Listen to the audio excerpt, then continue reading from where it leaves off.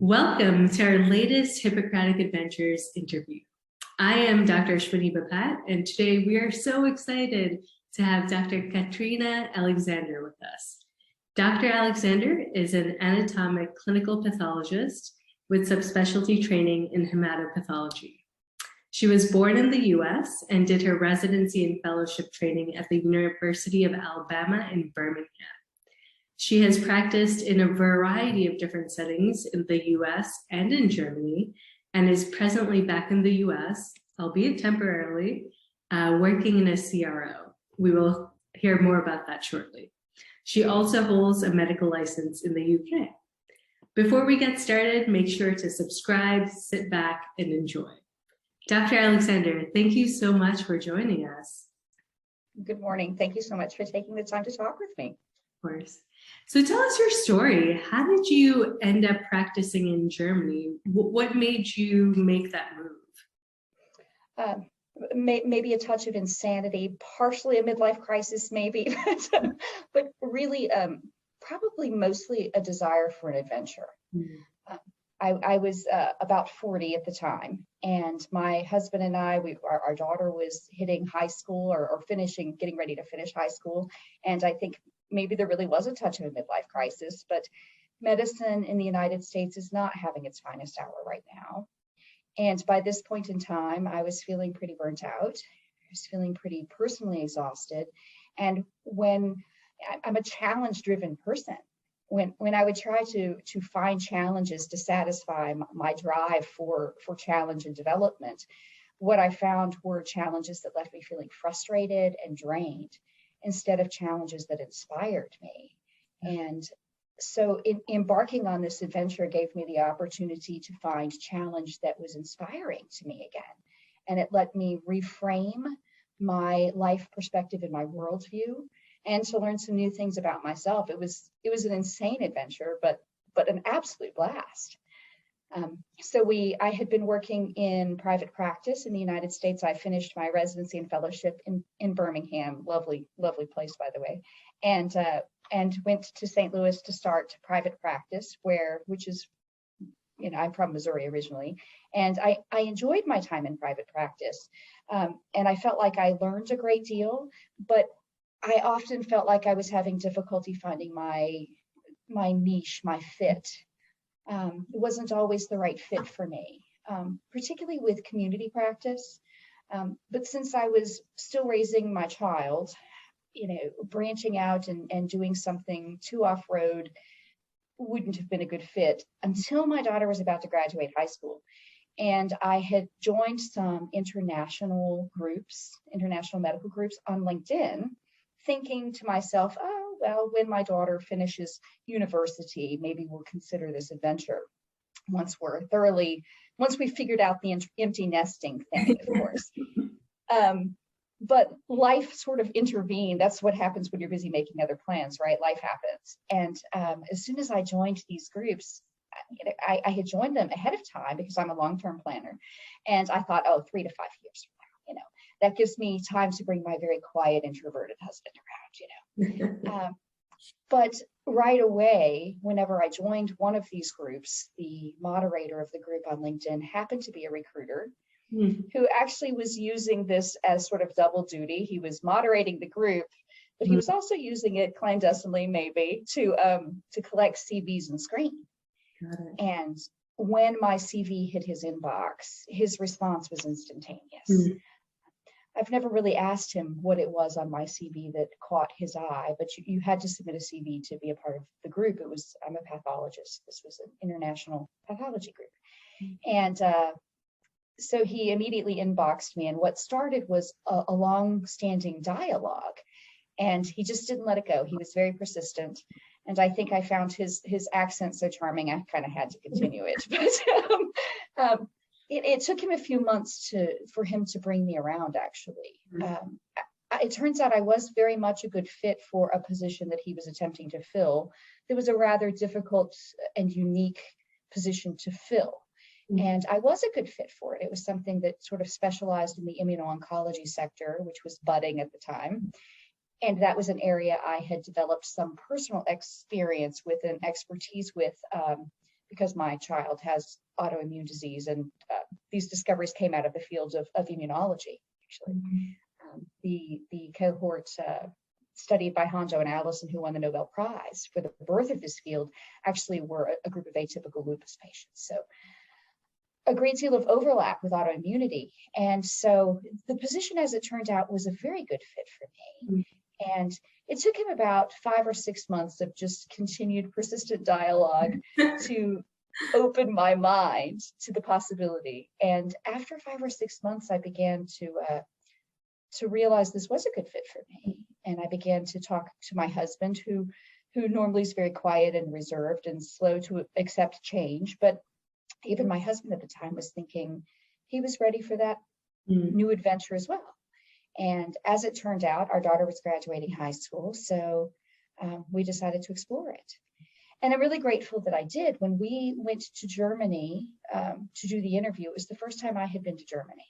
When he stepped off the plane. Wow. That was the first time. That interview was the first time you went to Germany. Yes. Wow. Okay. And we went to the interview, and the only word of German that I spoke knowingly was nein. You know, so for not a very positive start, I guess. But what followed, my husband and I spent a week there, and I was just very, very open with the CEO, and we did a phone interview first. I was very open with the CEO in the phone interview. And I was worked very well. Actually, the Germans as a culture tend to be very straightforward, somewhat blunt. Some people will find them blunt or brusque, but in some ways it's refreshing because there's less gamesmanship. Yeah. There's less hyperbole than in my Native American culture, my home culture. And so it's just very straightforward. And so I was very straightforward about what I was looking for and what I wanted. And I asked to have 3 days dawn to dusk in the company to see all of the nitty gritties. And they gave me that. Wow. And on the last day of the interview, they presented us with contracts. They presented me with a contract, and to my surprise, they also presented my husband with an offer. My husband is a computer programmer. Okay. And so we left with the opportunity to work together, and which was something we liked. Not everybody would like that idea, but I really liked that idea. And so we brought the contracts back, reviewed them, signed them, and planned to move abroad just like that. Wow. But just to put it in context, it sounds like even before this, there was a seed that was planted in your mind that at some point you wanted to have an experience abroad, and that seed is what brought you to this international pathology group. And then over time, you were ready to kind of make that change because also in your community practice, it wasn't fulfilling anymore. It sounded like it wasn't as challenging as you would have wanted it to be. And I think just helping people realize that this move to Germany, although that was the first time you went to Germany and you signed that contract a week later, that wasn't actually the first time you thought about moving abroad. It had been brewing for a while. Right. One of my absolute best friends, one of my college roommates actually had done several study abroad programs. She was actually fluent in German and had planned to move to Germany and ended up marrying a Frenchman.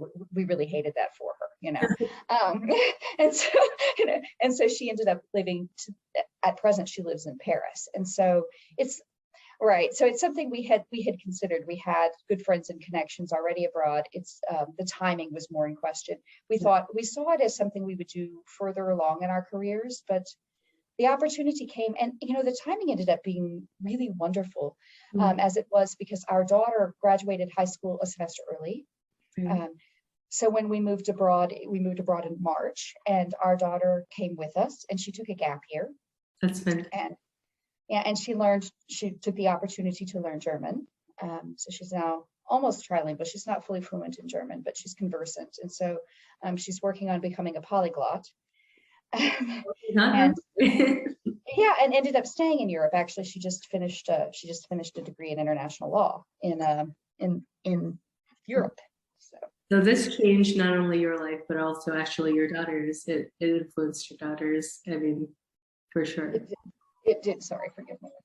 we're calling right now, it changed all of our life trajectories. And in fact, now as we plan to go back abroad again, you know, we weren't sure where it was going to take us when we went abroad the first time.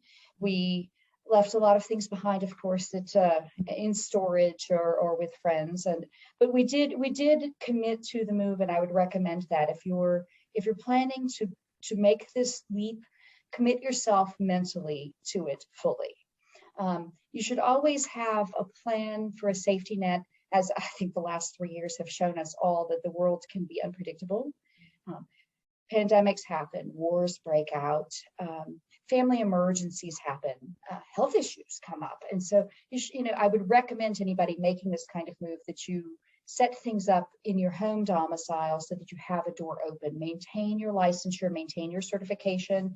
There is a price tag associated with that. Do it anyway, because you just never know. We ended up coming back, and we'll leave again, but I'm grateful that we had that opportunity. We had some family issues and some other things that brought us back, and I'm grateful that we had that door open. But we did sell our houses actually, and we did sell our cars. But we did leave some items in storage. If I had it to do over again, I would have taken less with me. We had a shipping container. Okay. I would have taken when you less. to Germany. Yes, when we went to Germany, I would have taken less. Okay. We took furniture.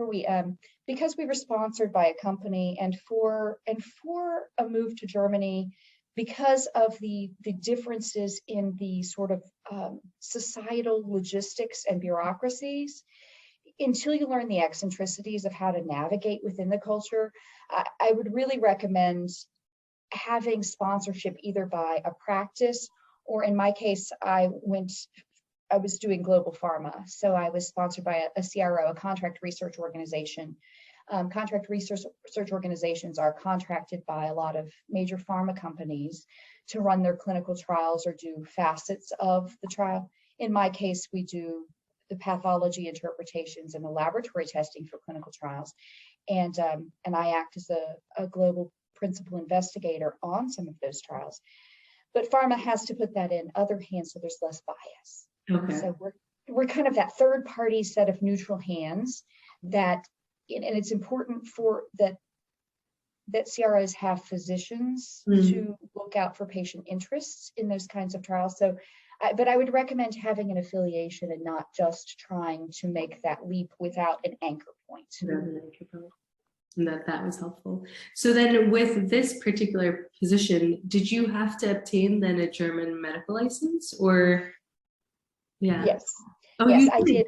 Still did, I even did. though it was a predominantly research clinical trial based position. Right, but typically, but mine's a little different. So this is the other thing I think people don't always realize is that there's the paved path, right, and then there's the off-road path.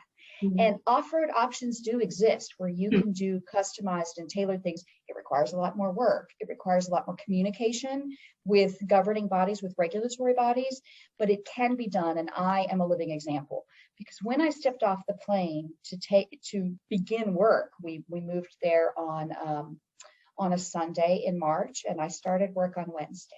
And I spoke no German. And but of course, I have to have a medical license, and medical licensure in Germany requires you to speak German.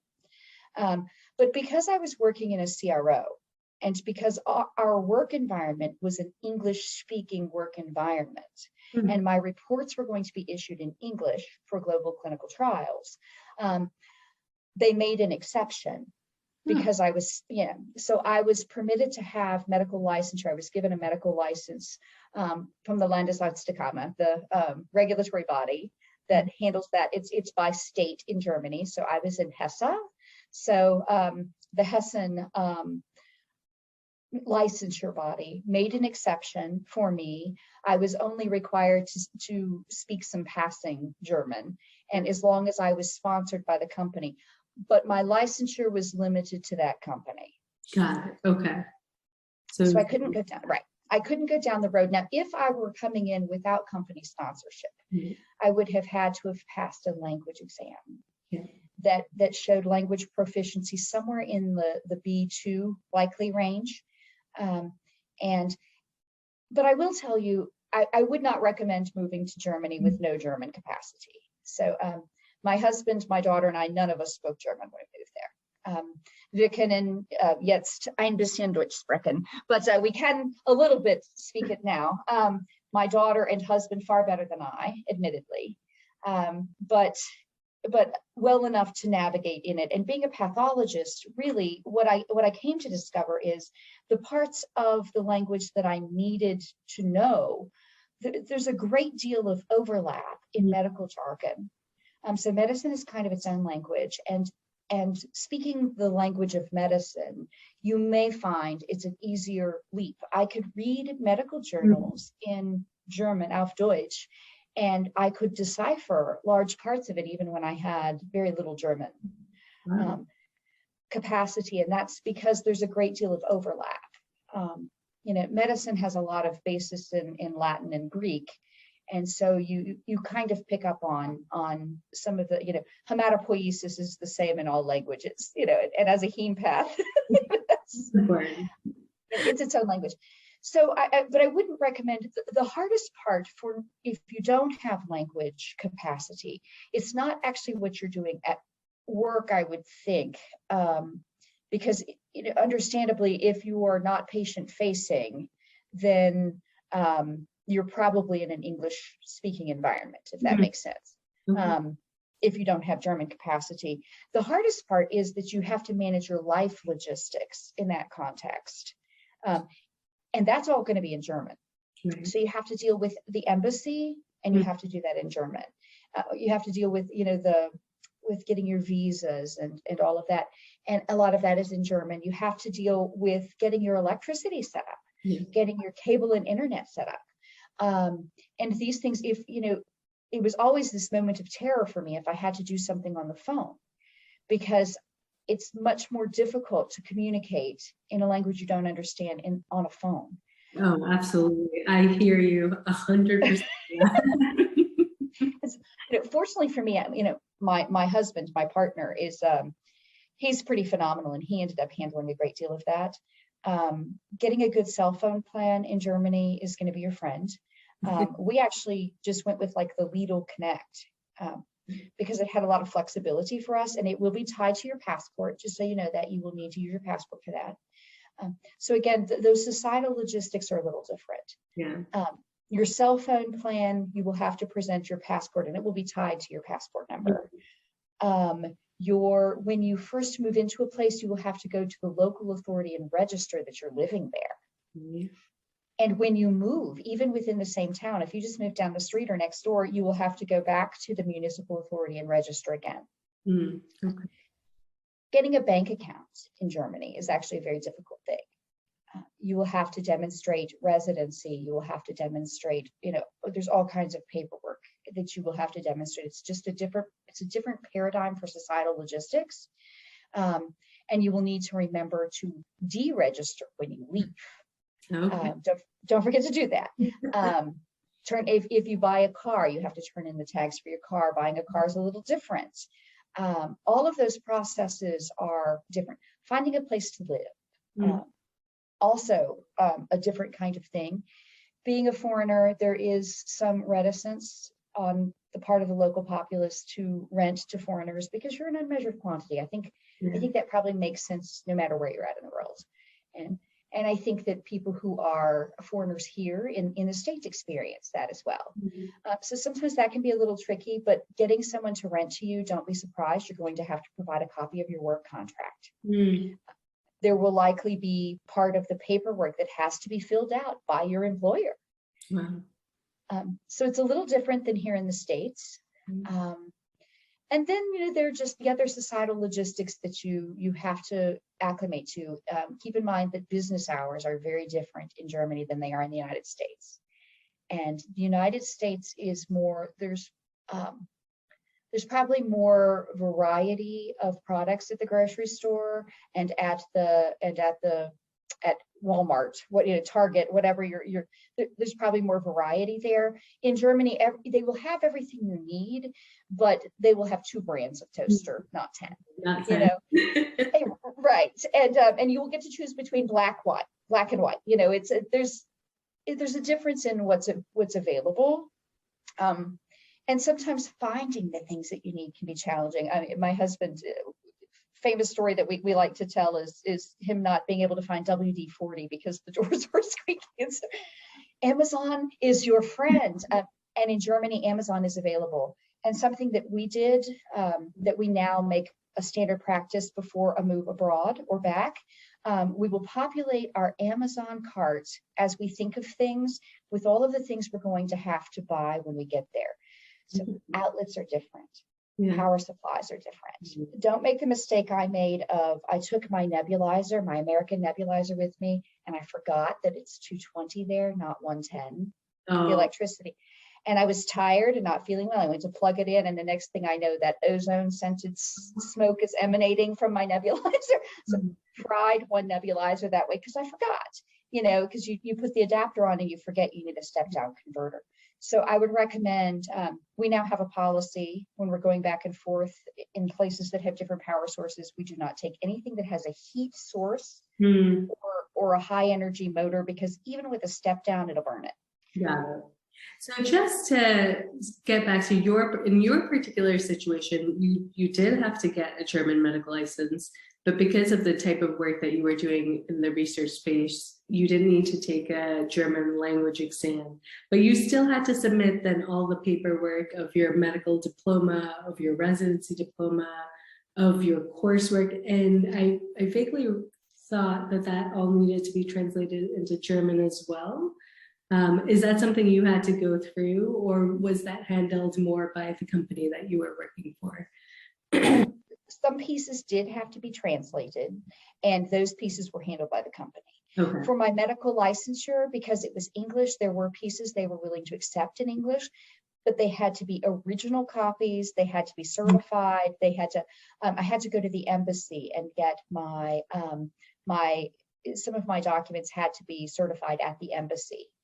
Sort of an apostille process. And so we did do all of that. And actually for the UK, we had to do the same. Okay. Because we'll get to that in a minute. I am licensed in the UK also. And so so that's a common thing. I will tell you, it is a lot. There are a lot of steps involved. It's you think about what it takes to get licensed to practice in the United States. It's the same level of ardor, quite frankly, but add the language barrier on top. Yeah. And a lot of things just regard, there are systemic differences in the training here. Actually, American training is probably a little more intensive than German training, medical training in some ways, in the medical school component, in that we do 4 years of undergraduate and then 4 years of medical school. And then we go on and do, for pathology, a 4-year residency block as well.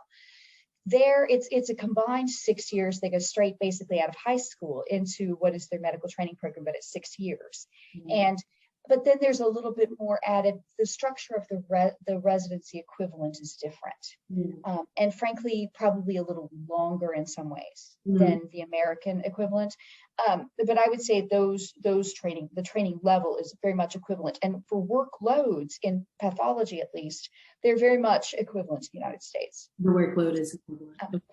Yeah, I mean, for me being in a CRO, my hours were very set. They were very regimented. It was really lovely. You get all the holidays off, which is really lovely.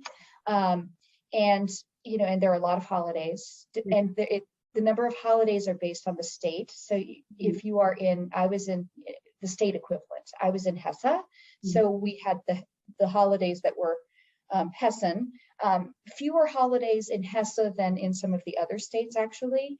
In Bavaria, you get quite a few more. I think there's more Catholic influence, and so there's more Catholic holidays. So just a thought of thinking about Germany, you might want to consider Bavaria.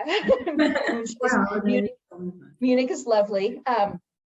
And so, but more holiday time, much more generous sick leave, and a greater, I think, more understanding of the need to use sick leave, which I think is one of the advantages of being in Europe. Yeah. I think there's a greater expectation that you will take time off for self-care. Wow, an expectation. Wow. Yes, and it's much more emphasized there, and I really loved that. But I will tell you, when you're working, I did see my private practice colleagues, and their hours were quite long. Their caseloads were quite comparable to the United States, which is known for having high case volumes for pathologists. But really, the work is very much the same. Okay. Frozen sections. Go ahead. Even in the hospital setting, you still have frozen sections, you still have tumor boards. And honestly, even if you were practicing, I did consider going over into community practice once I gained some language acumen. And truthfully, I wouldn't consider myself to be linguistically talented in German, but I think I could manage composing reports in German, even at my language proficiency level now, and I'm probably an A2. Okay. I'm not, I have enough language proficiency to have polite conversations with my neighbors in the village. Yeah. And that's, to do standard greetings, but because pathology reports are very standardized and you're using the same format over and over, if I were to work with a translator for a set period of time, I think within a few months' time, I would be comfortable signing out reports auf Deutsch in German. So it is a skill, I want to encourage people. It's a skill you can get there. Yeah. And I haven't ruled out the possibility of doing that sometime in the future. Yeah. But more of an emphasis on work-life balance in Germany. And in keeping with that, societally, there's more of a balance. I think there's more of an emphasis on having a balance in your life. Stores are primarily closed on Sundays, almost entirely. In fact, if you move into Germany on a Sunday like I did, and you happen to have a cat with you and you didn't bring cat litter, you might be in trouble. That happened to me. And so we moved there on a Sunday afternoon and everything was closed, and my poor fur beastie. Thankfully, the people around us were very generous in spirit, and one of my neighbors gave the ridiculous American who spoke no German cat litter. And how you'd be amazed by the power of pantomime for communication. And so but shops are closed on Sundays. And that includes grocery stores and on holidays. So, your first few holidays there can be a bit of a shock. You need to make sure you have food in the house. We did a great deal more cooking for ourselves, which is something my husband and I both really enjoyed, but that may not be for everyone. Restaurants are typically open on Sunday, including, I recommend finding a good doner kebab. Have one for me if you don't mind. But we found society very warm and quite welcoming, actually. They were very patient with a couple of ridiculous Americans. It was really warming to it was heartwarming to me to find. I learned we chose to live in a village outside of the city we were living in because we really liked the quiet. In Germany, roughly 60 to 66% of the population is at least conversant in English. But most of those persons are going to be found in metropolitan areas. So if you choose to be out in a village, as we were, do not be surprised that there would be very little English out there. And but it was really heartwarming and soul warming to me when I learned enough German to finally have conversations with my very lovely neighbors. I realized that they had come to call us. Everybody in town in the village called us the friendly Americans. Oh, that's good. It was really heartwarming, and there really is a great sense of community. There's a great emphasis on things like sports clubs, or in honesty, if we had stayed there was a church in our neighborhood right by our house where we could hear the choir on the weekends practicing, and I thought that was really lovely. You can actually learn to sing in a foreign language, so I learned. And but lots of sport clubs. We were invited by people to join hang gliding clubs. Wow. And yeah, really interesting things. It was just a lot of fun. So if we had stayed longer, we probably would have engaged more. We were there 2.5 years. We would have engaged more in some and branched out to some more activities. As it was, we were members of a church. We started out in an international Christian fellowship because that's our faith tradition, but you can find international meetings where meetings are done in English for just about any faith. But you may have to go to a larger metropolitan area to get there. And for our first months, we did that. And then we moved into a community church in German. Yeah. So I guess your proficiency, that probably helps your proficiency in German as well then. It did. It forced us.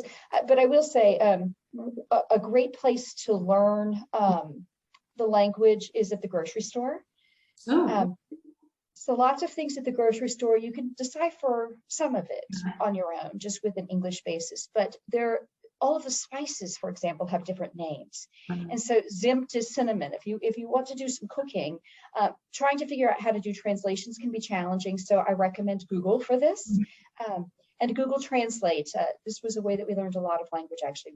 We spent hours in the grocery store on our first trips, just trying to figure things out and trying to find. I'll never forget the day I figured out how to get the butcher. I could speak enough German to get the butcher to cut me American bacon.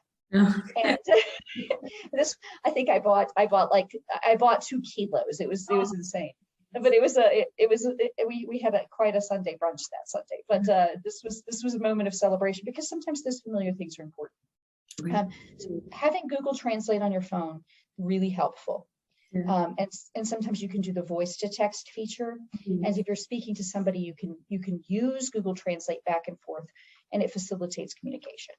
That's fantastic. So just to summarize a little bit of what you've kind of said, is that in your particular case, originally you did not need to learn German for your job, but now that you've gained some proficiency up to the A2 conversational level, with a little bit of immersion help from a translator, if you had the opportunity to work in a clinical setting, you would be able to, over time, with a little bit of help, write the reports or dictate the reports in German.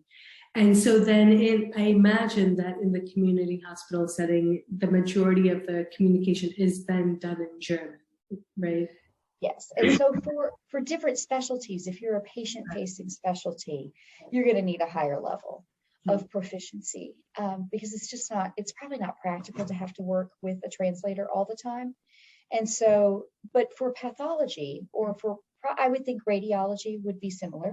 Pathology, radiology, any of the diagnostic specialties, I think this would be completely reasonable. Okay, that's helpful. And then speaking about, you shared some of the differences you notice in work culture, as well as just outside of work, kind of some of the cultural differences. For pathology in particular, one of the questions that always comes up is, are most of the opportunities for a generalist pathologist, or are there more opportunities for subspecialty pathologists like a hematopathologist, or like you were actually speaking to about digital pathology, which sounds like it's a new wave? It is. Well, so that's an excellent question. So I did find that in the United States, there is a much greater emphasis, I think, on subspecialty pathology. And that has become attractive in the German market. So if you have some of that training, I think it will make you more attractive there. But most of the practice there is general. Okay. And so, for example, the practice across the hall had 12 pathologists and no heme path in the crew. So yeah, so I had that gave me a unique opportunity to interface with my colleagues there, and actually, I couldn't officially sign out reports, but I could consult, and that was a lot of fun for me because it let me keep my skill sets sharp. So yes, I think there is an increasing demand for that kind of subspecialty training, and I think it makes you a very attractive candidate to those practices if you have it. But most of the positions there are more general. Got it. But I can think of one practice in particular that I know of that is actually looking for GI or heme subspecialty, either one. So there is some demand for that. And what was your other question? And then you were speaking earlier about digital pathology, and that's something that sounds, in my mind, it sounds like it's the new wave for pathology. And is that something that is equivalently advanced in both Germany and the US, or you feel like one place is leading, or what are the opportunities like for that? Also an excellent question. So the European market sector adopted digitization much faster than the American sector did, actually. And so in my time in Germany, I was there for 2.5 years, and I had been working on a daily in the digital environment, going back and forth between the microscope and glass and digitized images, doing all kinds of things in the digital environment, and worked a great deal with that. So when I came back to the States, that wasn't so much a thing here yet. It was just beginning. And so I actually have become kind of, I've led somewhat in the places where I've worked back in the States in that arena, because I have this expertise and this experience that isn't widely known here. And now, of course, that field is expanding here in the US, and it's really starting to boom, and that's a lot of fun for me. The UK, interestingly enough, was an early adopter of digitization in pathology, in part because they had a real workforce shortage among pathologists. And so the Royal College of Pathologists in the UK did this huge initiative where they dumped a great deal of funding toward digitization in an effort to resolve they had a backlog of cases. Patients were waiting months for new diagnoses, and that impedes care and impedes outcome. And so in order to remedy that, the UK did this incredible initiative and has become a leader in the globe for this. Leeds in particular is well known. They've got this whole wall of screens. It's the screen wall. It's really well known and kind of famous, but they really have led in that arena. And so I find that the European sector is ahead whenever it comes to digitization, I would say, of the North American market sectors for that. But it is starting to expand here. And so I'm actually in my current position, I'm working in a CRO, and I'm heading up our global initiative for digitization. Fantastic. And you've also mentioned that you also now hold a medical license in the UK. Can you tell me kind of what prompted you to go through that process and what that process was like as well?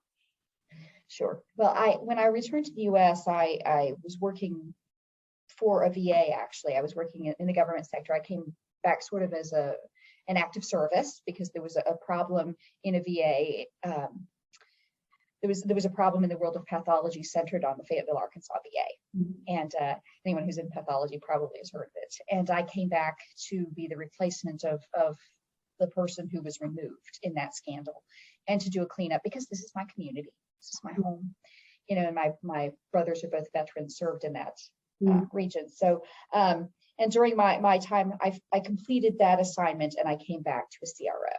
I joined, I had gotten sick with COVID, and I was medically retired, actually. And so I came back into the pharmascape because I enjoy it, and it's a place where I am still able to contribute in spite of my gimpy lungs.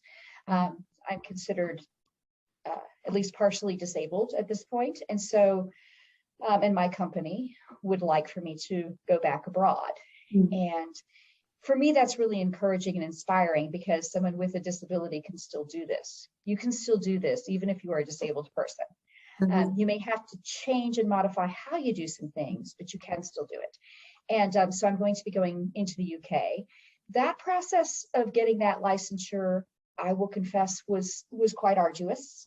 It's because when Brexit occurred, I think, this is personal theory, I think a lot of the pathways for international licensure were dependent. They were sort of tied in with those European pathways. So when Brexit happened and this kind of divorce happened, some of those processes have to be redefined. Case specific, and I think maybe those processes have been better defined for general practice than it is for some of the specialty practices. So that was an interesting process. The pathology requirements in the UK are unique in that they really want you to have, no matter your specialty of medicine, they want you to have a year where you do 6 months of surgery and 6 months of internal medicine as a practicing physician. So the time that you spend in medical school doesn't count. So for the diagnostic specialties like radiology and pathology, for quite some time now, we don't do an intern year in medicine or surgery anymore, right? We haven't for some time. And so I don't have that experience. And that can be a barrier to licensure for people in the diagnostic specialties. It was something I really had to work through. How did you work around that then? Well, it took me 359 days, and I collected, I had to go work a lot with my residency program, and they were wonderful, but, and get some added documentation that showed that my training was equivalent, and I had to go back and document. Some people actually have to document, cases that they've signed out. I didn't have to go to that detail, thank God. But I did have to go through quite a bit of detail of having my residency program submit summaries of what these different rotations entailed, because I took years ago. Yes, Wow. yes, because I've been out for over a decade, and so going back, I had to get them to pull things out of my file that said, okay, this is what she did during her flow cytometry rotation. This is what autopsy rotations look like. Yeah, so that because there's some overlapping skills. Yes, I have placed central lines. Yes, I have. And some of this I had to get from my medical school as well. Wow. Going back that far, and so I pulled all of that documentation together. It 359 days. I had to get letters of good standing from Germany. I had to get letters of good standing from here. That was something that Germany also required. I had to go to my municipality, to my police station, and get them to I had to get some sort of equivalent that said I'm not a criminal. Mm-hmm. And what I found was a surrogate for their letter of good standing in Germany for as being a good citizen. A general letter of good standing was an FBI background check. Mm-hmm. So lots of work back and forth with embassies and getting fingerprinted. I had to do that for the UK. I had to do that for Germany. And then whenever I got licensed in the UK, I had to get those same letters from Germany and the US. Oh, wow. Okay. Because I'd lived in that domicile as well. So it can get complicated, but we were very persistent. Mm-hmm. And I think with the UK, with this process, since it's in a transition too, you really have to be patient and persistent. Mm-hmm. And they had asked for all of these time-sensitive documents, letters of good standing and all of that. And then they delayed making a decision for so long that the letters timed out. And they said, go get them again. Wow. And we did. You did. And you did. We did. Yeah. And I think, and the third time we went through that, we said, well, the third time, wow. Okay. Yeah, we said with all due respect, can this was timely before, can we maybe just use the ones we already had? And they were quite reasonable and said, yeah, that makes sense to us. But that was their standard procedure. Right. And they're working through kinks too. And so you really just have to stay patient and persistent. Yeah. Even being a native English speaker, you have to demonstrate your language capacity, either by taking an exam, which would be easy for a native speaker, or you can have someone who's a verified authority, like if your company or your hospital that you're going to is part of their verified system. There's a list. You can have someone there on their designated list write a letter and vouch for your language capacity, which is what I did. Because clearly I speak English. It's a little different than British English, but I can do it. And so again, we will go through the same kinds of things, bank accounts. For anyone moving abroad, I would recommend a global mail service back home. Yeah. I would recommend a global mailbox so that you have a US-based address if you need it. That helps with things like maintaining your licensures. For those of us who are trying to maintain our board certifications, the American Board of Pathology, there were some issues with USMLE. It's not set up for foreign to support foreign domiciles, so you will need a US-based address if you'd like to maintain that. So get a US global mail service, some sort of, I do recommend setting that up before you go abroad. Bank accounts that cross into multiple nations are really helpful. We used TransferWise, I think they call it Wise now, and we've encouraged, our daughter, of course, has now lived in, I think she's moving to her 5th country. We're getting good at this. So she's, but getting bank accounts that will transfer into different domiciles that will handle things. You need a local bank account, but you need a global anchor bank account also. Other things, I'm trying to think of other just tips. No, just that. I think just highlighting, I think one of the things that I'm learning from you that I think it's important to highlight is that it took you 359 days to go through the process of getting the right documentation, of going back to your med school, having them look back from, I don't know, 10, however long that was, years ago at the curriculum that they had then. And so it really took the work of not only you, but communicating clearly with the medical school, with the residency of the information you needed, and then actually going back 3 times to get certain time-sensitive documents. to obtain them and submit them within that time-sensitive period. So I just wanted to highlight that it is possible. It just takes work and it takes persistence. And I think that's been a theme throughout everything you've been sharing with me. And I think it's important to recognize that I think if it's important to you and if it means something to you, you're going to have to go back and work a little bit more to get that license that means something to you. Absolutely. I mean, but the thing I want to encourage everybody is, you know, if it's something that's important to you, you can figure out a way. Like we took our pet. We took our cat. Lila is the incredible fat expat cat. So she's about it. Well, now she's the incredible fat repat cat, but and she will go back. She has a Dutch passport. We joke about this. Our cat has a Dutch passport. Okay, I didn't even know cats needed a passport, but in the EU you can get a pet passport for your pet, which I recommend. That's a whole nother adventure. If anybody wants to know about moving your pet abroad, hit me up. I can tell you all about that. And but you know, it was worth it because it allowed us to reframe challenges into adventures. Our challenges weren't just frustrations, they were adventures. And you know, we learned so much about ourselves. I don't think there's been anything in my life experience that has allowed me to have this kind of different perspective on myself as living abroad did.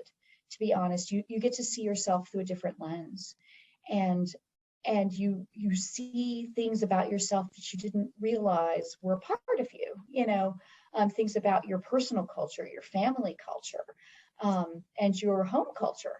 But I found it was a very worthwhile experience. I would really recommend it, you know, but the key things are you do have to stay patient, and you have to see the challenges as adventures, and developing a good sense of humor, laughing at things. When I was driving, when we rented a car our first time in Germany, I can drive a stick. I would recommend learning to drive a stick. I've driven cars in 11 countries now. I can drive anywhere except around the Arc de Triomphe in Paris. I don't want to do that. 6 lanes roundabout. Yeah, that's weird rules. Not fun. Yeah, it's insane. It's kind of like a cattle herd. That one I don't want to do. But learn to drive a stick. I would recommend that. We considered taking our car with us. I'm glad we didn't in retrospect, because trying to have the car retrofitted to appease European standards, there are little differences. I thought for the longest time that we had that one of our brake lights on the back of the car was out after we bought a car in Germany. No, they only have one. And so, hold on a second, because I think my brake light has been out since we bought it as well. And we've been trying to figure out how to replace it. And it's very possible that they may just have one. They only have one. The moment we bought it, we're like, why does the brake light not work? Yeah, they only had. I kept thinking it was out, but it wasn't. That was just so little things that you just don't realize. But it was really an enlightening experience. And so when we moved to the UK, I'm not going to take my car. I don't want to have it retrofitted. I'm going to try to find an automatic, because I don't want to try to drive a stick left-handed. Yeah. I can drive a stick, but I'm not ready for that challenge quite yet. Learn how to parallel park before you move to Europe. That is a good plan. Period. Learning the different things. Join some expat forums ahead of time. Too Fat Expats is a great forum. I really love it. The Grumpy Repat, now that I'm back in the States, it has been a lot of fun. And I probably qualify as a Grumpy Repat. But so join some international fora. Get to know the local community before you go, if you can. You may not be successful at making connections before you go, but you can ask questions like, hey, if I'm looking for a school for my child, where would you recommend? And expat forums are really great about this, giving you recommendations about where to find things so that you're not dependent solely on Amazon Prime. Because some countries like the Netherlands don't have Amazon, by the way. Little tips and tricks. Our daughter lived in the Netherlands. And so little tips and tricks that you wouldn't necessarily know. Try to find local equivalents for the things that you love. Because if you're paying to import things constantly, you're going to find your salary whittled down quickly. You won't find ranch dressing in Germany. If you are a ranch fan, I highly recommend familiarizing yourself with the Pioneer Woman's recipe. Once you try that, you'll never go back.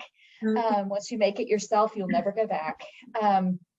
So you may find yourself, if you can't find the products that you love, you may find yourself making them for yourself, like we did, ranch dressing, and you can find things. And then I would really recommend, if you can at all, embrace the local culture. Find what the local things are. Try the Gruner salsa at Easter in Germany with potatoes or eggs. Really get into the local culture. Find out why they're so into the things they're in. If you're in Scotland, try the haggis with punch. just try it. You may not like it, but try it, because you might surprise yourself. And just really embrace it, because it gives you this opportunity for adventure that you may find you didn't realize you were missing. Wow. That is some fantastic advice, and just fantastic pearls in there. And if anybody has questions, you're welcome to find me on LinkedIn. Reach out to me. I'm on LinkedIn. I'll accept your request. Send me a message. I'd be happy to, we've done this a couple of times now. I can give you some tips and tricks. If you're packing a shipping container, most of the time with customs, they won't allow you to pack it yourself. You are likely to have to pay somebody to do that. So figure that cost in. Again, another plug for having a company sponsor you. To smooth out the process. International shipping can be pricey, and you never know when your goods are going to arrive. Here's one other little factoid in Pearl. They told us when we moved to Germany that it would take 8 to 12 weeks for a shipping container to arrive. So, and we started off by staying in an Airbnb, in vacation rental for the first. We were going to stay in it for 12 weeks, but since our shipping container arrived in a whopping 3.5 weeks, and we did not yet have permanent lodging, and our options were pay 300 euros a day to store it at the port, import fees, or figure it out. So we figured it out. And so just beware. You never know how long it will take. It could take only 3 weeks like mine did, or it could take, I've known people who with international shipping, it took 6 months. Or when I was moving back to the US, my goods were coming on the Maersk ship, porting in Houston during hurricane, I think it was Imelda. And in my expats group, people were saying, hey, there are shipping containers falling off of the Maersk ship in the Houston port. I hope that those aren't your goods on it. And mine were on that ship, just not in, they didn't fall off. So just be aware. These things happen. When some of my important documents, I had them FedExed so that I didn't have that risk, right? I had them FedExed, and the person I asked to ship them did not remove the glass from the frames. They arrived with lots of tinkling sounds, and so be really serious about how you pack things in your shipping container. Understand that they're going to be potentially exposed to salt air for several weeks. Take out the insurance for rogue waves and acts of piracy. That's a cool one. and you really can replace, unless you're going someplace extraordinarily remote, you can replace your furniture in just about any place you're going, unless there's something that you're super attached to, like your bed. I would recommend have a nice yard sale, and buy yourself a few. Look at it as a chance to refresh your household goods. I love that. Refresh not only your household goods, but your life, because I think that's what it's done for you. And clearly, I mean, very clearly, it's impacted your daughter as well, who is still in Europe right now. So she's doing international human rights law. So yes, I think it definitely did. So anyway, thank you so much for taking the time to talk with me. And again, reach out on LinkedIn if you have questions. Absolutely. Well, Dr. Katrina Alexander, thank you so much for joining us. It has been an absolute pleasure to chat with you and to hear your stories. To our community, thank you for listening to this episode. I know you found it helpful. For those who are interested in Germany and the UK, we do have a nitty-gritty medical licensure process on our website. Go check it out.